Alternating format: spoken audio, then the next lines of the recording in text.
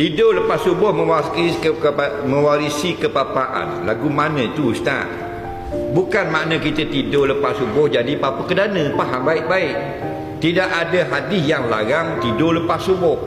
Tapi hadis-hadisnya adalah datang kepada kita selepas subuhnya orang tidak tidur.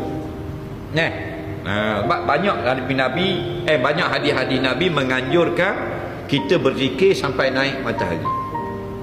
Maksudnya kalau kita tidur rugilah. Faham lagi? Kemudian hadis-hadis berkenaan rezeki lebih berkat pada awal hari. Kita tidur maka kurang berkat. Bukan tidur jadi papa itu maksud kita. Tu jadi papa kedana. Ada orang yang keluar awal barakah. Jadi dia tidak tidur lepas subuh, dia berzikir, dia berdoa, kemudian minum makan dan dia pergi keluar mencari rezeki. Jadi orang ni lepas pada sembahyang subuh terus tidur pula. Maknanya orang lain lebih senang, lebih mudah rezekinya. Bukan maksud jadi papa kedana. Kerana ada kalanya kita perlu tidur. Kita habis kerja pukul 4.30 pagi. Contoh, kita duduk tidur sekejap, subuh dah. Bagi kita tidur balik kerana sangat mengantuk, itu hukumnya harus.